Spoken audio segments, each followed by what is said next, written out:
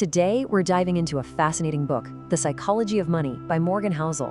And its core idea, well, it's pretty counterintuitive. It argues that when it comes to money, how smart you are is way less important than how you behave. So let's get right into it. Okay, so let's kick things off with a real head-scratcher. What on earth could a janitor who died a multi-millionaire possibly teach us about a Harvard-educated executive who went completely broke? I mean, how does that even happen? This puzzle right here is really the key to understanding everything in this book. And the answer to that puzzle is, well, it's the main point of the whole book. See, we tend to think of financial success as a hard science, like physics or something, with spreadsheets and formulas. But it's not. It's actually a soft skill. It's much more about psychology. How you behave is way, way more important than what you know.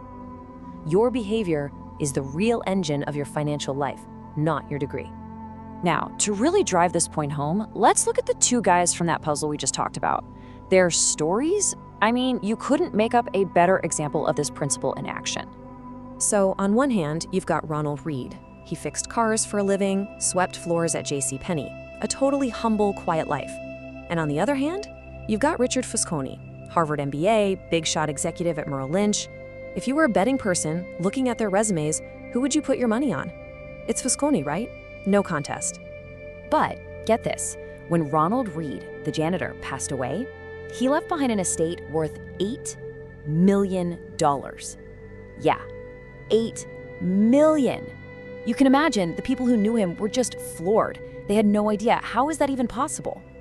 It wasn't some secret formula or a lottery ticket. Nope, he just did a few very simple things. He saved whatever he could, even if it wasn't much. He put that money into good, solid blue chip stocks.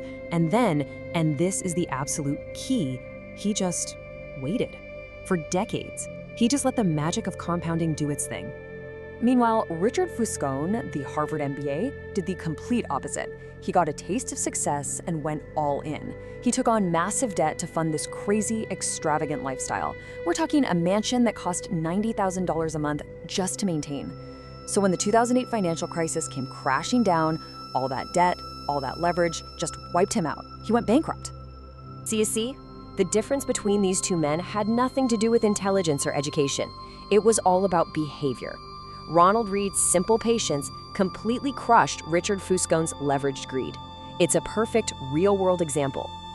And that story, the difference between building a fortune and, well, losing it, that brings us to our next big idea. Getting rich and staying rich are not the same thing, not even close. They are two totally different skills. Just think about it for a second. To get wealthy, you often have to be an optimist, right? You gotta take some risks, be bold, but to stay wealthy, that takes the exact opposite mindset. You need a little bit of paranoia, a good dose of humility to understand that your fortune could disappear in a flash. A classic example of this is the legendary trader Jesse Livermore. In 1929, he shorted the market right before the big crash. In today's money, he made something like $3 billion. He was an absolute master at the game of getting rich. The problem was, he never learned the second skill, how to stay rich. He got overconfident. He started making bigger and riskier bets, piling on debt, and just a few years later, poof, it was all gone. He lost everything. It's a tragic story, really. A genius at making money, but a total failure at keeping it. And Warren Buffett has a quote that just nails this perfectly. He says, "To make money they didn't have and didn't need, they risked what they did have and did need, and that's foolish." Think about that. Risking something important, like your house or your reputation, for something you don't really need, it's just a terrible bet. The risk of ruin is just not worth the potential reward. All right, this leads us to another really big, common mistake we all make, and that's about what wealth actually is. We see a fancy car, a huge house, and we think, wow, that person's wealthy, but that's not really the full picture. The author calls this the man in the car paradox, and it's brilliant. When you see someone driving a Ferrari, you're probably not thinking, wow, what a cool guy. No, you're thinking, wow, if I had that car, people would think I'm cool. We use their stuff as a mirror for our own desires, not as a way to admire them. And that really gets to the core of it. True wealth isn't what you see. Wealth is what you don't see. It's the nice cars you didn't buy, the diamonds you passed on, the first-class upgrade you skipped. Wealth is the money that's still in your account, working for you, not the stuff it's been turned into. Okay, so if true wealth is invisible, then what's the whole point? Why bother building it? Well, the answer is simple, but it's incredibly powerful. The point of wealth is freedom. It's control over your own time. And this isn't just some nice idea. There's real science behind it.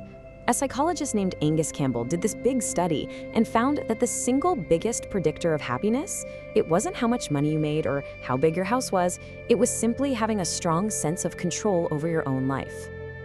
That is the highest form of return that money can ever give you.